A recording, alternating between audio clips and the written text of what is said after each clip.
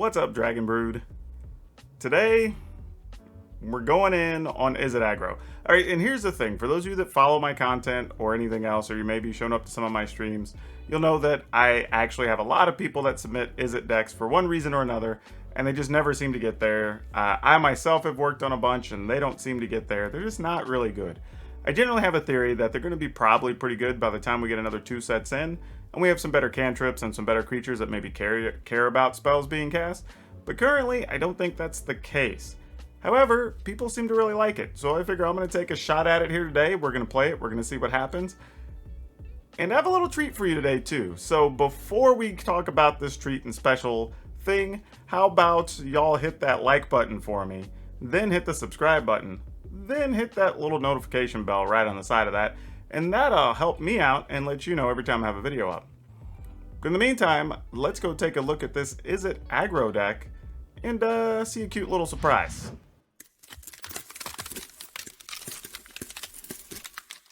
Alright, so before we get into the deck, those of you that follow my stuff know that I've had a really rough week last week. We had like emergency surgery on our cat, and it was mad expensive. Way more than anything else we've probably ever paid for outside of my vehicles.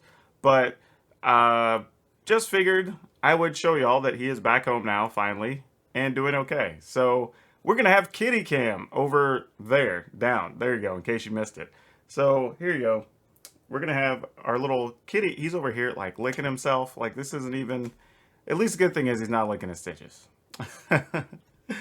Okay, anyway, we've got business to do. So we have 4 opt, 4 shock, just because we want some efficient, easy spells to play early.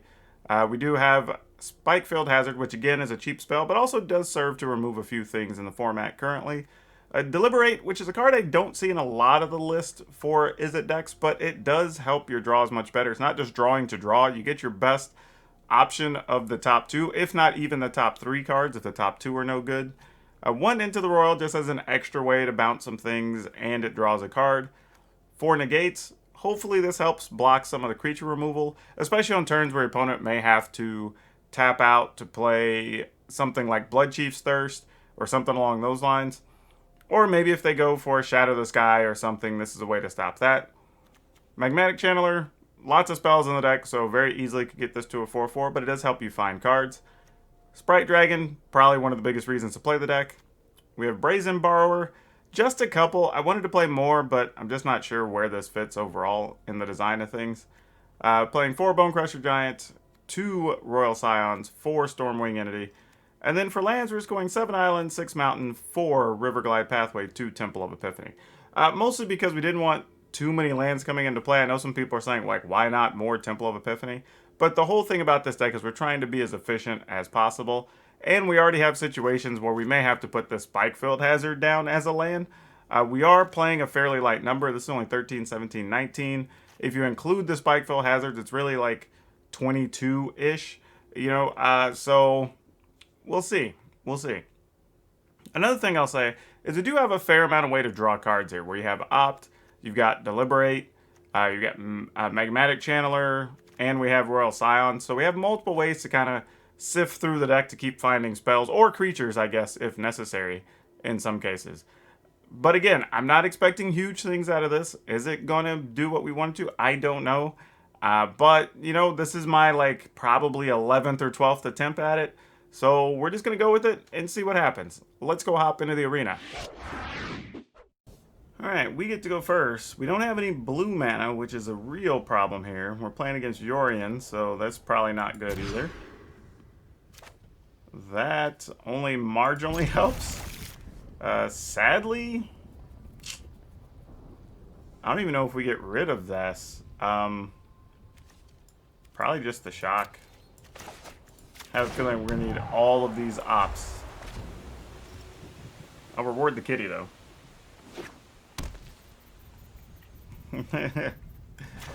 Alright, we're going to opt.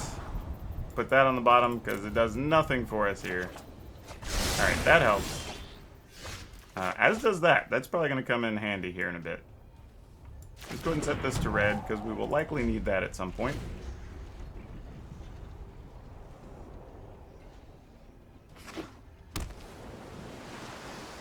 Not what I expected to see on the first 2 turns here.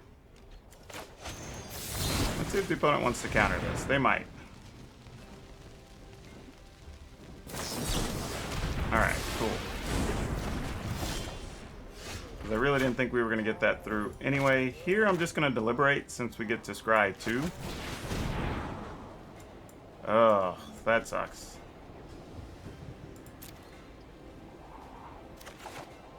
Oh, it's still not a land. Wow. Oh, this is what happens with these decks. I mean, you can't play too many lands because you gotta play for efficiency, unfortunately. And likely this is not gonna do it. Oh, Kitty's on the move.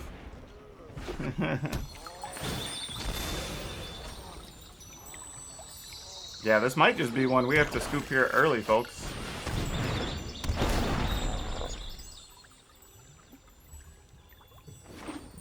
I mean, I have a feeling this is just going to be walking its way up to playing... I mean, I guess we could put that into play, but that's really not our best hope here. Nope. I should have just taken it. Still wouldn't have helped us a whole lot.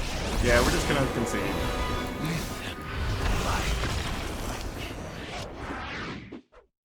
Alright, we're going first. We're going to keep this. Going to go ahead and Temple of Epiphany on 1. I wouldn't mind having a second island, but I think that's not what we're going for.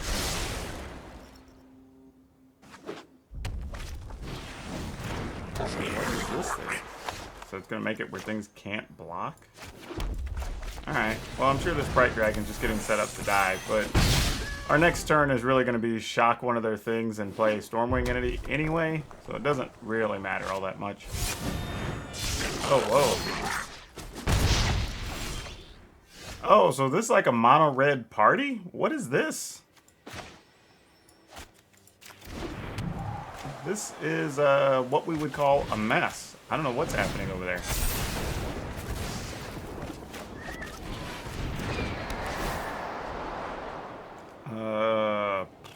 I mean, I guess we could keep that, right? Still hits the opponent, and then we can leave mana up to protect our stuff. Alright, seems fine. Not the wildest thing, but hey. Kitty treat. He struggles with his cone of shame. Alright, Snoop is a rogue. So that's a real thing. I guess we just shoot that. And this is the thing with these decks, right? If the PowrDragn lives and you get to do cool things, right, the deck kind of just does its own thing and gets there. Problem is, when it doesn't, it feels like you're so much weaker.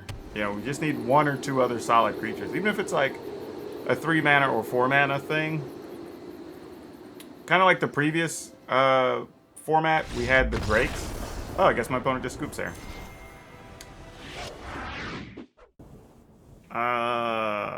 Yeah, sure. I mean, this usually, like, you would think Shock's going to be good here, but the problem is, if they have, like, an Enforcer, they're just going to play it during our end step.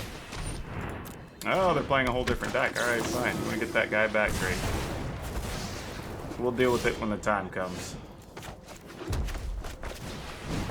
Now we really need this to live to help us find another island, or untapped blue source. This is going to be really pivotal that this doesn't die, but I think it's going to die. Which is sad.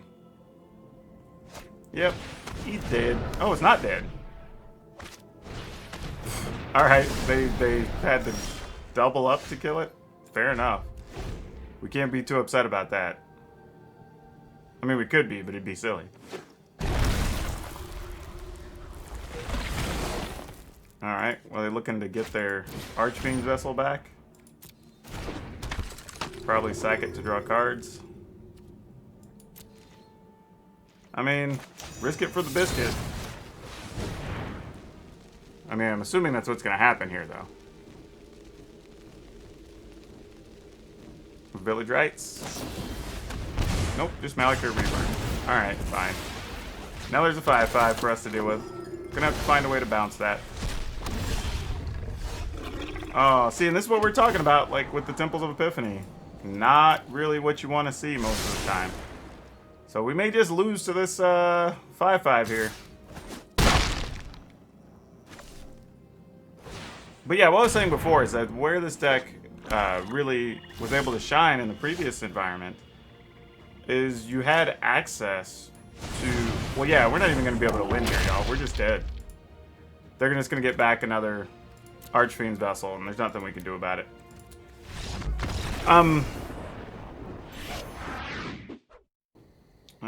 Okay, let's see what we can do with this. Maybe I just don't have enough blue mana in the deck. That seems to be the thing we're short on. I'll have to make changes in the final version. Actually, I'm not even sure if I want to play that here, since we don't know what we're up against. I'm going to go ahead and play this and just see if maybe we get to shock something. But yeah, one of the things I was saying is, like, in the previous format, you had a couple of different Drakes at 3 and 4 mana that really did stuff to help push the deck along, even in the later stages. Like, unfortunately, with these builds, it pretty much feels like if you don't get there early, you just don't get there, right? There's not a lot of, like, late-game comeback stuff. The best you have is stuff like Brazen Borrower, where maybe you get to bounce a thing, but that doesn't even guarantee you anything. I have no idea what we're up against here, but we definitely need some more blue mana. Though to our opponent, maybe it just looks like we're playing mono red right now. That sucks. We can't even target that until they try to do things. So we're going to play the silly game of chicken. Oh, do we want that? I mean, I kind of do. Just so whenever we use a Sprite Dragon, we at least have a spell we can play behind it. Opponent goes to get a thing. We shoot that scavenger. They may not if they're smart. I wouldn't. You know, just take your time. Now they have 2 green open, so now it becomes harder for me to kill it. Now once we have this, then if we wanted 2 for 1, like, well, I guess it's 1 for 1 because of Adventure. This would come back to our hand, or be playable, I should say. And it may even be a case where we just entice the opponent to do it anyway, whether we like it or not. Well, that's unfortunate. Well, do not like. So there's going to be a 4/4 Scavenging Ooze here, whether we like it or not. I think we just have to deal with it. I mean, we have to play a game of chicken with the Scavenging Ooze. We do have a Brazen Borrower, so we can reset the Ooze if it comes down to that. Ooh, are they really that afraid of shock? Yeah, they should have done that pre-combat. Yeah. Because that's the only thing I could think of. Like, if they were really afraid of us having a shock, that would make sense. I guess here we just put this in the way. And that still leaves us the option to shock here, and it's better use of our mana. If we had another island, I probably would have played it differently. Huh. Hmm.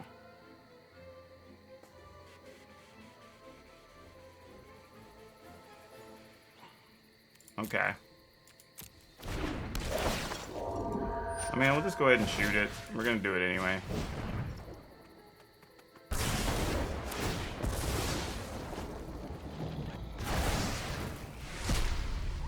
Oh, I did that wrong. I need to let it resolve. Forgot. It doesn't work like some of the other cards.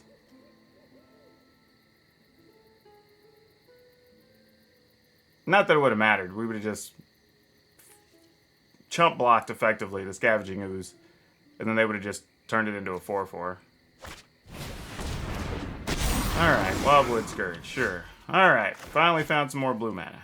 Now we can do something. Just a matter of what does something look like here. I think our plan should be...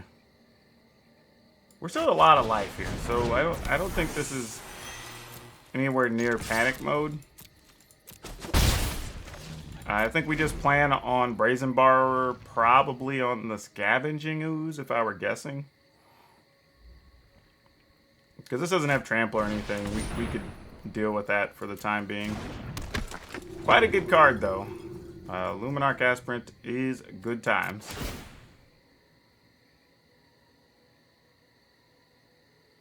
Putting the counter on the Aspirant. Alright, that's fine. We'll bounce Scavenging Ooze.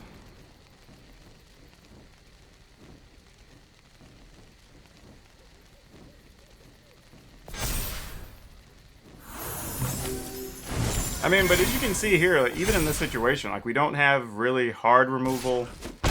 Argument could be made that maybe this deck needs to play, like, Royal Eruption and whatnot. But, again, you're looking at playing cards that are sorcery speed, so that doesn't necessarily help you greatly. We're going to go ahead and play this. See if we can find something good here to help us out.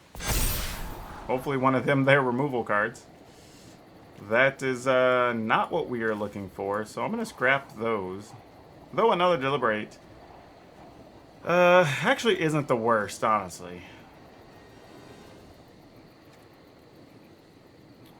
It's better than just drawing the next card, I think. I'm going to go ahead and play that. I guess, you know, that might be a mistake. I probably could have deliberated first. But I don't know, I feel like we're kind of in a... Ooh. We're into the Royal and Opt are both very good here.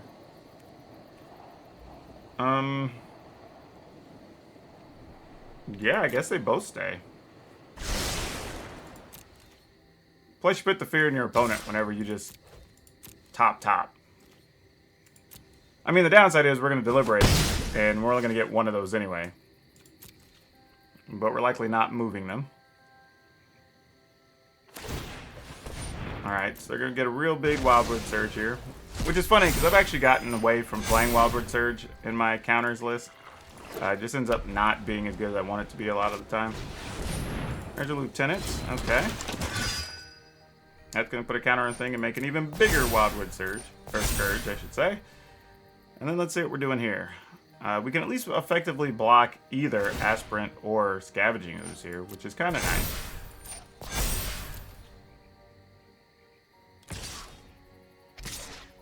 Yeah, I think that's what we're in the market for.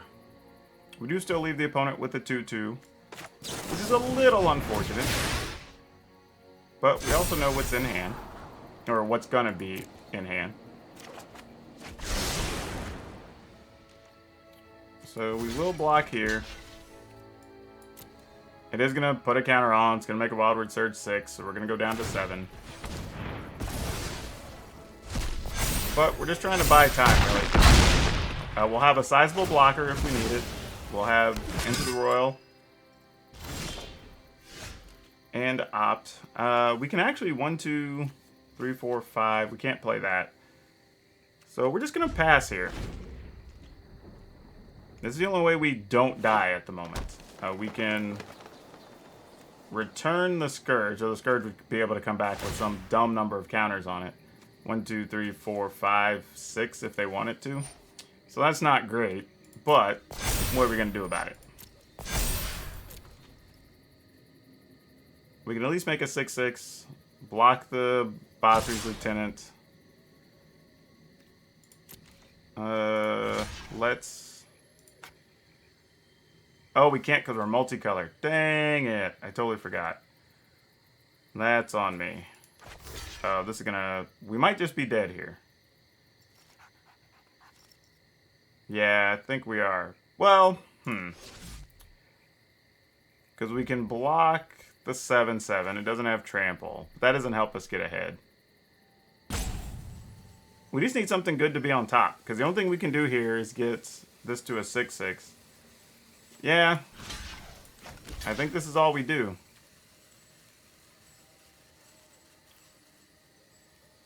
That's unfortunate. But I think this is where we're at. Let's go ahead and do this first. Okay, don't want that. That doesn't help either. Now, the reason I was doing it that way is we could have found something that lets us, like, kill a token, and then we just bounce this without drawing a card. Would have been effective. So now, we're really just doing this in hopes of finding a shock? Nope, that's not going to do it. Alright.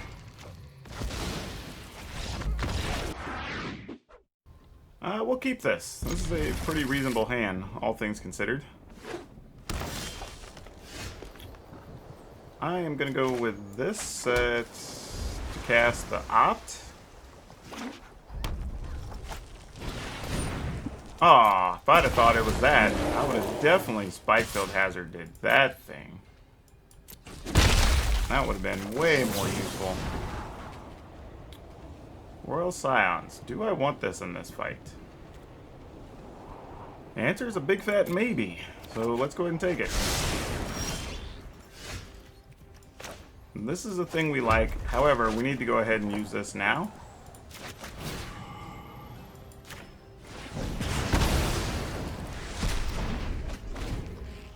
Mostly because if they have a Fable Passage, then it does become kind of bad for us.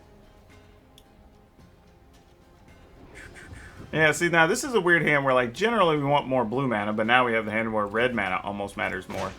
So what we're going to do here is just, I'm going to set this up on blue anyway. And if it comes back to bite me, I'll live with the consequences. And I know I could have set it on red, so I'd be able to do this or cast this in this next turn, but... Ah, they had Dragonfire. I was doing that because I thought maybe they had Bonecrusher Giants. But I was wrong. How wrong I was. Alright, so now it's their Bonecrusher Giants. I mean, I guess we could have killed their Bonecrusher. I'm not sure how attached to that situation I was. We'll draw this, I guess. And we're not blocking here, so we're just gonna let that go. Mostly saving it because there are some blocking situations where, like, we can... I mean, we double shoot the Bonecrusher and take 4 anyway, which is not sexy, but... You know, it kind of is what it is. Sometimes you just gotta make the plays that aren't the prettiest. Put this in tapped. Pass. See if maybe we can get lucky and they try to, like, Embercleave this thing. Which would be nice.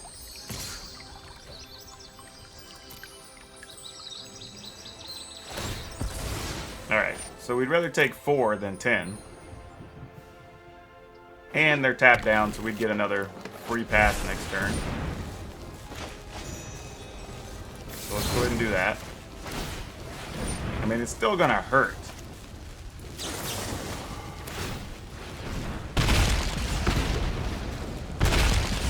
But we do buy ourselves at least a minor reprieve while we try to figure things out. So we can do this. Do this. We're going to keep a land in hand till we see what we draw next turn, because we want a card to discard to the Royal Scions. And ultimately, we'd like to just draw something to bounce a Bonecrusher Giant or something, whatever ends up getting equipped here with this Embercleave. Or just bounce that token. That would be fabulous. Though I guess we don't have to worry about it. Royal Scions will largely do some work for us here.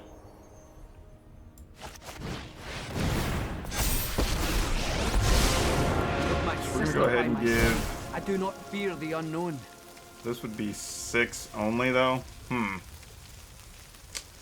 Sadly, I think if we're going to do that, then we just send PowrDragn in for 4. That has reach, though.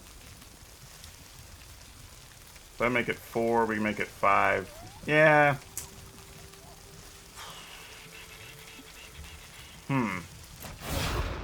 Trying to figure out if there's a better way to do this. So we make this a 3 power.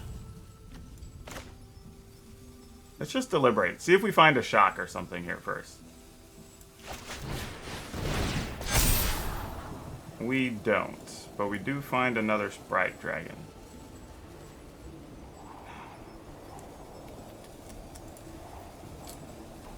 Okay, so we'll take that. We will plus the Sprite Dragon. There is no virtue without bravery. And then we're just gonna send them both into Vivian. Actually, we send them both into the opponent. No, we have to send them into Vivian. This is why I don't trust people. Alright. I don't know, I feel like that's just a weird spot, right? Because we could have attacked the opponent, put the opponent low enough that maybe we could find a way to lethal this turn. But they would have kept Vivian and then could have made a 3-3 also with reach, so then that keeps us from doing that, so it doesn't really work. They could Embercleave us down to 3 here, and if they have 3 damage in hand, we're just dead. Alright, so we're going after Royal Silence. That's a help. I'm okay. Now we need to draw a spell that draws a spell. Back to training. This is the one time... Well, even then, if we just had more damage spells, I think we'd have been better off than where we ended up, unfortunately. Alright, we're just going to play that. Attack. Attack? Is that what we want?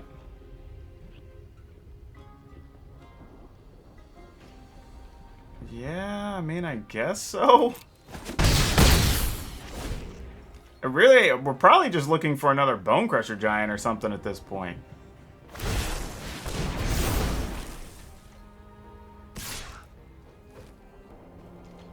I mean, sure, we block. I mean, it's 10 minus 3. So we take 7.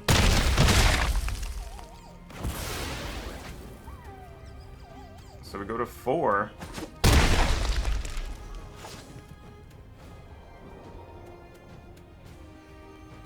I mean, we need a bounce spell. We need our bounce spells badly. Oh, I don't think that shock does anything at all. Nope. That literally does nothing. GG's.